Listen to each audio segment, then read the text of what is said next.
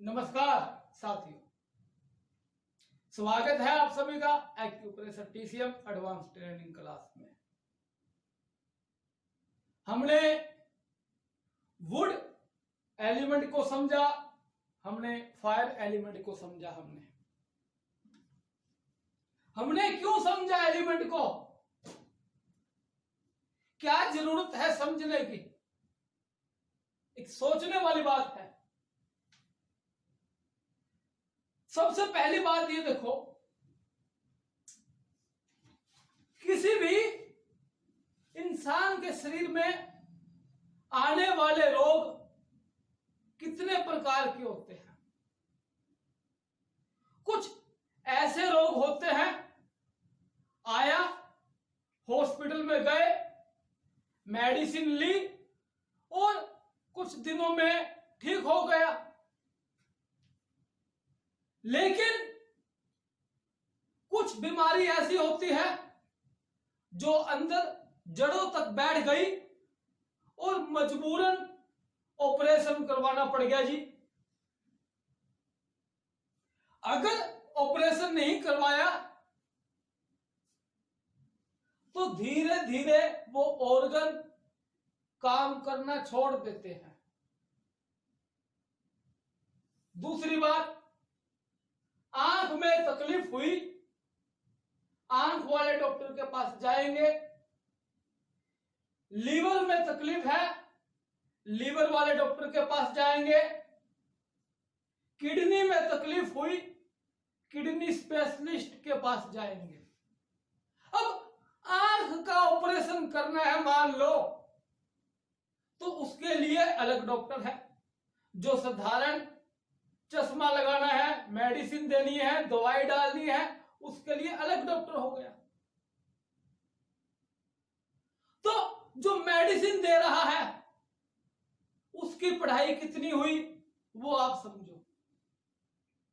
जो ऑपरेशन कर रहा है, अंदर नर्व के अंदर जाकर, स्किन के अंदर जाकर चीर फाड़ करके देख रहा है गहराई के अंदर कहां क्या हुआ है, किस चीज का ऑपरेशन करना है, तो कितनी सारी पढ़ाई करनी पड़ती है। तो वैसे ही हमारा ये एलिमेंट है। हमने बेसिक क्लास जब हम करते हैं एक्यूप्रेशर के अंदर, एलिमेंट के बारे में बताया जाता है। 5 एलिमेंट है, 5 तत्व है, और पूरा सृष्टि, पूरा ब्रह्मांड 5 तत्वों से मिलकर बना है, would, fire, earth, metal, water. लेकिन हमने वो तो सुन लिया 5 तत्वों से मिलकर बना है, लेकिन हमें ये मालूम ही नहीं कि ब्रह्मांड की तो चलो बात अलग है। पत्थर हमने देख लिया, सोना चांदी हमने देख लिया, हीरे जवाहरात हमने देख लिए, जल हमने देख लिया, लिक्विड हमने देख लिया, पेप्सी, लिम्का, कोल्ड ड्रिंक हमने देख ली, उन सबको बांट दिया। ये लिक्विड है, ये उस एलिमेंट में चला गया, ये पत्थर है, उस एलिमेंट में चला गया। लेकिन शरीर के अंदर ये 5 एलिमेंट कहां कैसे है वो हमें इतनी समझ नहीं है। तो अगर हमें ऑपरेशन करना है, आने वाले मरीजों का गहराई तक डूबना है, भाई इसको किस तत्व की कमी है, कहां प्रॉब्लम हुई, क्यों हुई, कैसे हुई। जैसे किडनी डायलिसिस, तो साधारण किडनी डायलिसिस का अगर हम इलाज करेंगे नहीं चलेगा। हमें देखना पड़ेगा लीवर का भी क्या पोजीशन है, हार्ट की भी पोजीशन देखनी पड़ेगी, क्योंकि फीमेल है तो लीवर से भी ब्लड सप्लाई हो रहा है, किडनी भी बॉडी फ्लूइड बना रही है, हार्ट भी ब्लड भेज रहा है, हार्ट भी फ्लूइड भेज रहा है। वो सारी प्रॉब्लम हमें गहराई से देखनी पड़ेगी। तो ये हम जब देख पाएंगे जब हमें इनका समझ में होगा कौन कौन सा एलिमेंट क्या काम करता है, कैसे काम करता है, किस प्रकार काम करता है, कैसे कैसे मिलकर काम करता है। जब तक हमें समझ में नहीं आएगी हम नहीं कर पाएंगे। हम वही बात, पेशेंट आ गया कह रहा है जी सिर में दर्द है, साधारण सिर की दवाई उसका प्रोटोकॉल लगा दिए, काम हो गया जी, ठीक है। लेकिन वो सिर में दर्द क्यों हुआ, किस ऑर्गन के कारण हुआ, अगर ये हमें समझ में नहीं है तो हमारा ये 5 एलिमेंट जो हमने 2 लाइनों में समझा कि would, fire, earth, metal, water, इन्हीं से सारा कुछ बना है, सिर्फ वहीं तक सीमित रह जाएंगे।